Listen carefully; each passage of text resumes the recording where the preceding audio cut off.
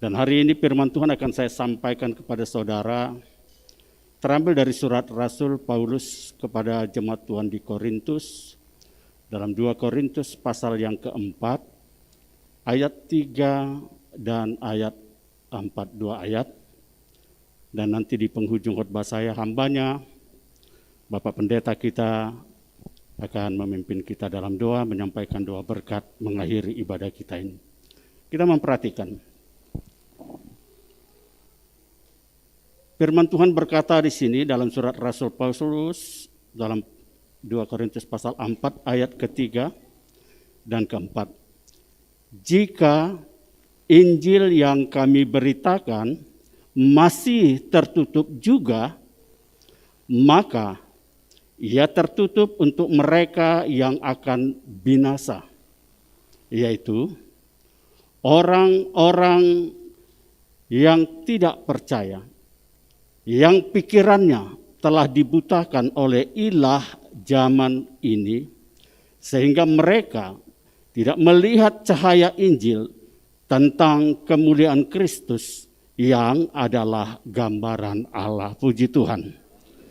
Yang berbahagia mereka yang mendengarkan suara Tuhan, yang memelihara serta melakukan dalam kehidupannya. Saudaraku yang saya kasih dalam nama Tuhan, sebelum lebih lanjut saya menyampaikan firman Tuhan, saya bersyukur kalau lihat ibadah kami tadi malam di rumah Ibu Agus. Kami sangat menikmati hadirat Tuhan dan perkembangan baik. Saya sudah melihat ketegaran, Ibu Agus dan Cindy sudah mulai tersenyum dan sudah bisa tertawa. Dan saya yakin dalam waktu-waktu yang tidak lama lagi mereka akan bisa bangkit dan mereka pulih oleh karena persekutuan kita, doa-doa yang kita berikan kepada mereka. Puji Tuhan. Dan nanti malam hamba Tuhan Bapak Pendeta kita akan melayani. Jangan lupa kita datang ke sana, kita topang mereka terus. Supaya Ibu Agus dan Ibu anak kita Cindy ini semakin kuat, semakin pulih, semakin tegar. Dan saya sudah minta kepada mereka apabila engkau sudah nanti pulih, kau juga harus memulihkan orang-orang yang berduka. Jadi jangan hanya menerima. Kalau engkau sudah dikuatkan, maka kuatkanlah orang yang lemah. Itulah kemarin bagian dari khotbah saya dengan mengutip khotbah Yesus di atas bukit. Berbahagialah orang yang berduka cita sebab mereka akan dihiburkan. Puji Tuhan. Saudaraku yang saya kasihi dalam nama Yesus Kristus, kita melihat di sini ada satu kata yang sangat unik yang disebutkan, disinggung oleh Rasul Paulus dalam suratnya itu, ada yang disebut dengan ilah zaman ini. Saudara memperhatikan tadi itu? Ada disebut satu kata ilah zaman ini yang bisa membutakan pikiran mereka sehingga mereka tidak bisa melihat cahaya Injil Kristus. Ayat ketiga dan ayat keempat ini saudaraku adalah sebab akibat. Akibat ilah zaman ini, mereka tidak bisa melihat Injil Kristus. Mereka tidak bisa melihat kemuliaan Kristus. Dan penyebabnya adalah karena mereka tertutup, hati mereka tertutup untuk berita Injil. Dikatakan di sini tadi, jika Injil yang kami beritakan masih tertutup juga, maka ia tertutup untuk mereka yang akan binasa. Saudara lihat sini, maka supaya tidak rancu saya ingin membedakan antara ilah zaman ini dengan ilah zaman now. Kalau ilah zaman ini yang disebut Paulus adalah pada zamannya dia, sekitar 2000 tahun yang lalu ilah zaman itu. Kalau ilah zaman now, lain lagi nanti. Jadi kita bedakan ini, ilah apakah yang dimaksud. Kalau saudara membuka kamus bahasa Indonesia, ilah itu adalah sesuatu yang dipuja atau disembah. Itu disebut ilah. Sesembahan atau sesuatu yang dipuja atau yang disembah itu disebut ilah. Dan dari situlah muncul kata keilahian. Deity, kata orang Inggris, divinity, keilahian. Dari situ muncul kata itu. Dan banyak para penafsir Alkitab bahwa yang dimaksud Paulus ilah pada zaman itu, yang disebutnya ilah zaman ini, itu adalah penguasa di udara, iblis. Itu yang dimaksud ilahnya di sini. Sebab begini saudaraku, kita harus paham bahwa pada zaman rasul-rasul, hampir seluruh bangsa-bangsa di dunia ini masih hidup dalam kegelapan. Mereka adalah orang-orang paganisme dalam bahasa Inggrisnya, penyembah berhala. Hampir seluruh bangsa di tengah-tengah dunia ini, mereka adalah paganisme, penyembah-penyembah berhala, penyembah-penyembah iblis. Mereka hidup dalam kegelapan, belum melihat terangnya Yesus yang ajaib. Dan satu hal yang boleh saya lihat, baru satu bangsa yang terbebas dari paganisme itu ya bangsa Israel pada zaman itu. Sebab kepada mereka sudah diturunkan firman dan hukum Taurat. Selebihnya bangsa-bangsa lain itu adalah bangsa yang paganisme, penyembah-penyembah berhala. Jadi tidak heran kalau disinggung oleh Paulus di sini, yang membutakan mereka itu adalah karena mereka adalah orang-orang paganisme, penyembah-penyembah berhala pada zamannya Rasul Paulus. Saudara yang saya kasih dalam nama Yesus Kristus, Injil ini harus diberitakan. Itu amanat agung dari Yesus saat dia akan terangkat naik ke sorga. Maka pergilah para rasul-rasul ini memberitakan Inggris, dan lawan terberat mereka itu adalah melawan para paganisme ini. Saya ingat waktu Paulus pernah pergi menginjili itu ke daerah Athena. Athena itu daerah Yunani. Yunani itu terkenal sebagai bangsa memiliki 1000 dewa. Hampir semua ada dewanya. Saya belajar mitologi Yunani dan saya menemukan ada banyak sisa-sisa peninggalan-peninggalan yang sampai hari ini diwariskan kepada bangsa ini, terutama bangsa Eropa. Misalnya nama-nama planet tata surya itu adalah nama-nama dewa-dewa mereka itu. Planet Mars, Pluto, Neptunus, dan lain-lainnya itu nama-nama dewa-dewa mereka. Yunani itu terkenal sangat penyembah berhala, paganisme, semua dewanya ada. Kalau untuk lautan mereka sebut dewa Poseidon. Kalau untuk dewa peperangan lain lagi. Kalau untuk pertanian lain lagi, untuk kesuburan lain. Bahkan sampai ada namanya dewa Mnemosyx. Dewa Mnemosyx itu adalah dewa ingatan. Mereka harus menyembah yang namanya dewa Mnemosyx karena mereka takut kalau tidak menyembah dewa Mnemosyx mereka hilang ingatan. Saudara bisa bayangkan. Hampir semua hidup mereka itu penuh dengan dewa-dewa. Dan satu kali Rasul Paulus pergi ke kota Athena dan dia melihat sepanjang jalan kota Athena penuh dengan altar-altar pemujaan dewa-dewa. Sampai dia menemukan satu altar kepada dewa yang tidak dikenal. Itu pun diperuntukkan satu altar. Kepada Allah yang tidak dikenal ada altarnya. Mereka menyembah ada yang tidak mereka kenal. Saudara yang saya kasih dalam nama Tuhan Yesus Kristus. Dan bangsa Yunani ini saudaraku adalah bangsa yang suka sekali berdebat. Jadi kalau ada di antara kita yang suka berdebat, ada kemungkinan ini nenek moyangnya dahulu kala kali. Ini orang Yunani. Semua didebat. Suka sekali. Karena apa? Memang bangsa Yunani ini adalah bangsa yang suka filsafat, filosofi. Aliran Stoa, aliran Epicurus, itu semuanya itu aliran filsafat yang datang dari Yunani. Dan sampai hari ini, warisan-warisan budaya, filsafat, sains, itu masih kita wariskan. Ini termasuk, saudaraku, ini warisan dari yang namanya Narsisus. Narsisus itu adalah satu tokoh mitologi Yunani, orangnya sangat tampan. Banyak wanita jatuh cinta dia tolak, tampan sekali. Satu-satunya yang bisa menaklukkan hatinya hanya dirinya sendiri. Jadi dia pergi ke sebuah kolam, dia lihatlah wajahnya muncul ke permukaan kolam, lalu dia jatuh cinta, dia tidak tahu yang dia lihat itu dirinya sendiri. Dari situlah ada istilah narsis. Jadi orang yang mencintai dirinya sendiri, suka foto, itu dia warisannya, warisan narsis. Sekarang diganti selfie, itu hanya pengalian bahasa itu. Tapi pada mulanya istilah itu dulu bukan selfie ya. Saya tahu itu narsis. Narsis dulu Narsis dulu. Saudara yang saya kasih dalam nama Tuhan Yesus Kristus. Dan Paulus melihat ketika dia jalan-jalan ke kota Athena. Dan dia bermaksud untuk menginjili. Dan kita lihat apa yang terjadi ketika dia pergi ke sana dan dia lihat proses ini dalam Kisah Para Rasul 17. Coba kita baca sebentar. Ayat Kisah Rasul 17 ayat 21 dan 24 seterusnya ya, 21 sampai 24 saya baca. Adapun orang-orang Athena dan orang-orang asing yang tinggal di situ tidak mempunyai waktu untuk sesuatu selain untuk mengatakan atau mendengar segala sesuatu yang baru.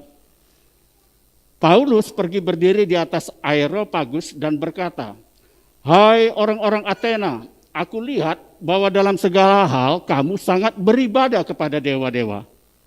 Sebab ketika aku berjalan-jalan di kotamu dan melihat-lihat barang-barang pujaanmu, aku menjumpai juga sebuah mezbah dengan tulisan kepada Allah yang tidak dikenal. Apa yang kamu sembah tanpa mengenalnya, itu yang akan kuberitakan kepada kamu.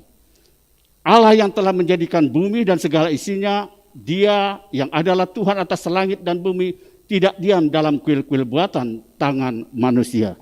Dan selanjutnya dalam ayat yang ke-32 dan sampai 34. Sesudah Paulus memberitakan Injil dan ini kita lihat reaksinya. Ketika mereka mendengar Injil tentang kebangkitan orang mati, maka ada yang mengejek dan yang lain berkata, "Lain kali saja deh kami mendengar engkau berbicara tentang hal itu." Lalu Paulus pergi meninggalkan mereka, tetapi beberapa orang laki-laki menggabungkan diri dengan dia dan menjadi percaya, di antaranya juga Dionysius, anggota majelis Areopagus, dan seorang perempuan bernama Damaris, dan juga orang-orang lain bersama-sama dengan mereka. Jadi saudara lihat, bahwa ketika Injil diberitakan belum tentu semua orang bisa nerima. Ini yang diterima oleh Paulus. Ketika dia memberitakan Injil, dia diejek. Lain kali saja, sorry deh untuk Injilmu itu, sorry deh untuk Yesus semua. Jadi jangan saudara heran bahwa tidak semua ketika Injil diberitakan orang bisa menerima. Paulus sudah menerima ini, kenyataan ini. Ini faktanya.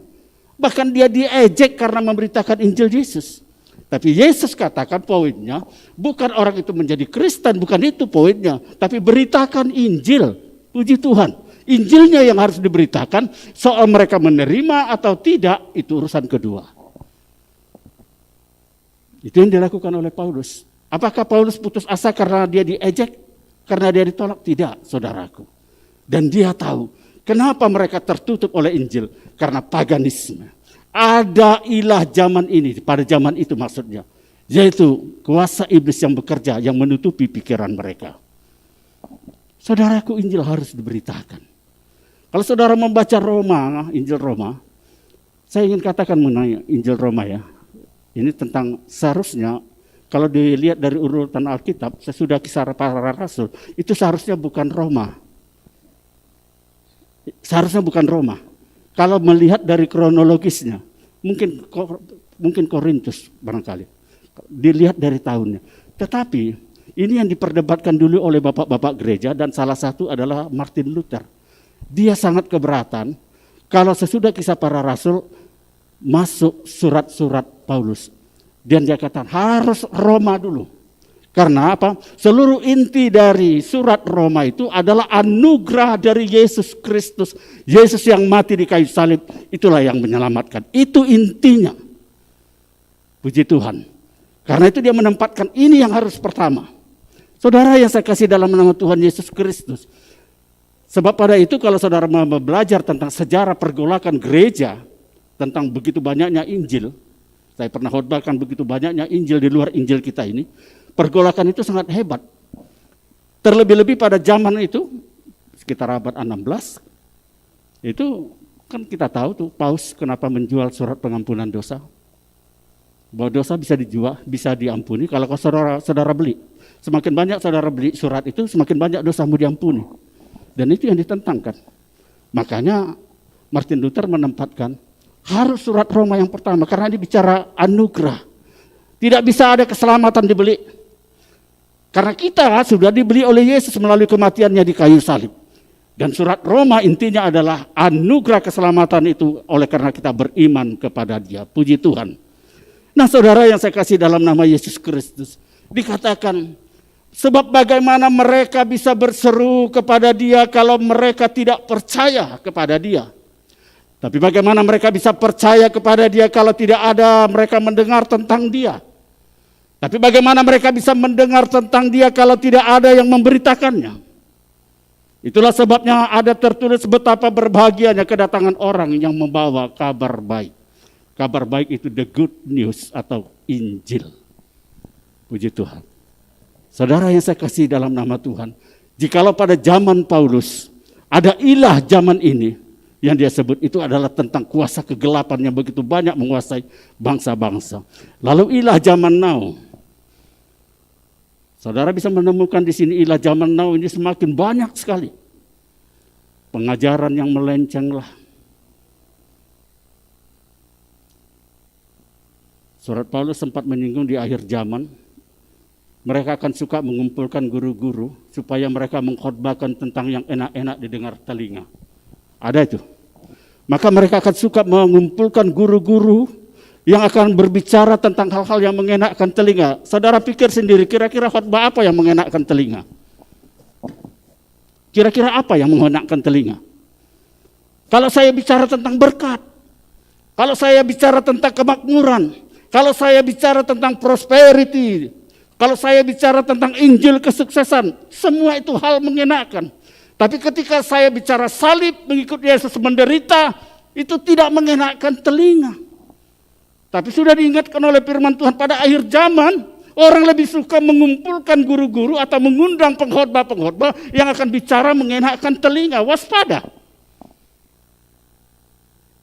Berita salib sekarang ini hampir jarang kita dengarkan. Tapi berita tentang berkat mendominasi. Ibarat pasar ini pasar yang laku dan banyak marketnya, kira-kira seperti ini.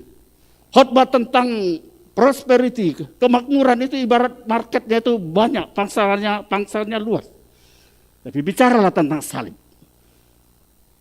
Saudara yang saya kasih dalam nama Tuhan, saya bukan anti prosperity teologi, bukan. Tapi ada banyak yang sudah menyimpang.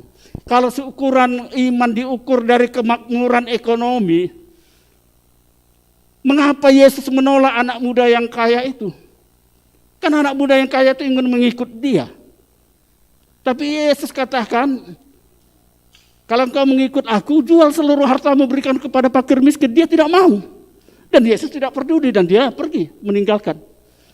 Itu menunjukkan bagi dia itu bukan hal yang penting kemakmuran itu. Padahal pemuda itu semua hukum Taurat dia sudah lakukan. Dia menghormati ayah ibunya. Dia tidak berzina. Dia melakukan ibadah pada hari Sabat.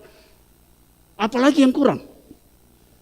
Tapi begitu bicara tentang prosperity-nya, kekayaannya, Yesus katakan kalau kamu sempurna mengikut aku, jual hartamu bagikan kepada orang miskin. Lalu firman Tuhan mengatakan, orang itu kecewa lalu pergi meninggalkan Tuhan. Saudara yang saya kasih dalam nama Tuhan, di hari-hari terakhir ini adalah hari-hari kita banyak memikul salib. Hari-hari terakhir ini adalah hari-hari yang penuh dengan pergumulan. Saya selalu, kadang-kadang saya balas, saya komen juga apanya si Wandri. Ya, kan sering saya komen juga. Dan saya bilang, Wandri, salah satu kelebihanmu, kau menginspirasi orang. Kalau kau yang begitu menderita cuci darah, sakit ini, dihantam sakit ini. Tapi kau dilihat begitu tegar, kan kau menginspirasi orang yang berbeban berat. Kan engkau menginspirasi orang lain, sehingga orang lain malu. Saya kalau melihat orang tua-tua kita ini, baik pasintua kita Sembolon, yang begitu luar biasa naik motor beribadah, saya malu. Karena dia menjadi inspirasi saya. Kalau dia yang setua ini saja, begitu rajin ibadah, masa kita yang muda kalah? Itu salah satunya. Puji Tuhan. Puji Tuhan. Jadi berita salib, berita penderitaan memang tidak enak, tetapi itu alkitabiah, saudara. Kekayaan tidak bisa membawa saudara ke surga, no. Itu tidak membawamu ke sorga. Yang bisa membawamu ke sorga ketika engkau mau bersedia memikul salib Tuhan. Puji Tuhan. Puji Tuhan. Dan ibadah ilah zaman now ini sudah mulai macam-macam pengajarannya. Mengapa children of God dilarang? Karena sangat-sangat menjijikkan. Tapi banyak pengikutnya. Jadi saudara yang saya kasih dalam nama Tuhan, waspada. Be careful. Beware, sadarlah bahwa kita ada di akhir zaman ini, ketika inilah masa-masa penuaian di mana akan ada pemisahan mana kambing, mana domba, mana lalang, mana gandum. Akan ada penyaringan. Sehingga benar kata Yesus, tidak semua orang yang berseru kepadaku Tuhan, Tuhan akan masuk ke dalam kerajaanku. Ketika mereka berkata, Tuhan aku membuat mujizat ini dan itu, Yesus menjawab, aku tidak mengenal engkau, I don't know you, who are you? Saudara yang saya kasih dalam nama Tuhan, hati-hati dengan ilahmu. Anak-anak muda sekarang ilah zaman now-nya itu HP. Bangun tidur sampai kembali ke tempat tidur, tidak bisa lepas dari HP. Ilah itu. Segala sesuatu yang melebihkan kita dari Yesus itu adalah ilah. Itu ilah. Kita tidak bisa lepas dari itu.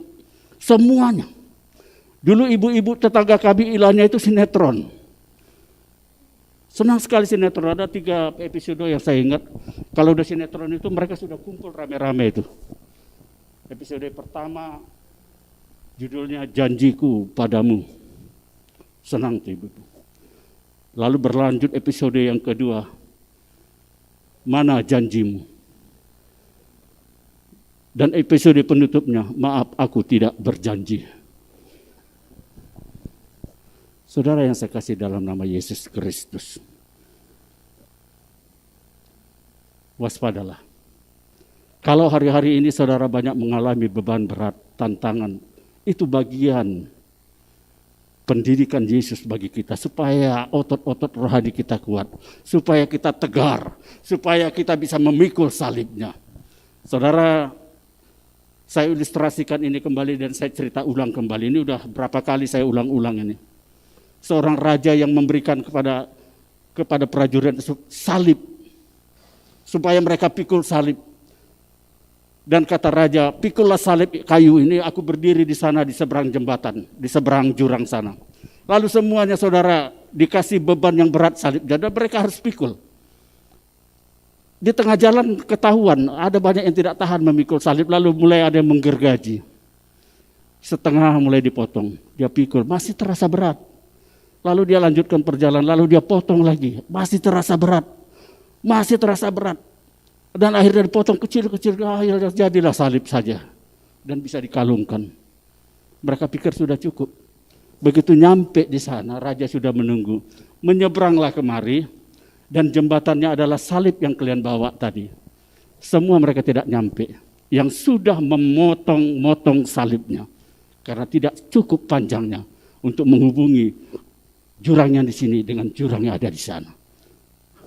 Saudaraku, firman Tuhan hari ini mengingatkan kepada kita. Hati-hati dengan ilah zaman ini. Apapun yang kau saudara anggap lebih daripada Tuhan Yesus, itu adalah bagian dari ilah. Yesus katakan barang siapa lebih mencintai ibunya, bapaknya, saudara-saudaranya, hartanya atau apapun juga, maka dia tidak layak bagiku.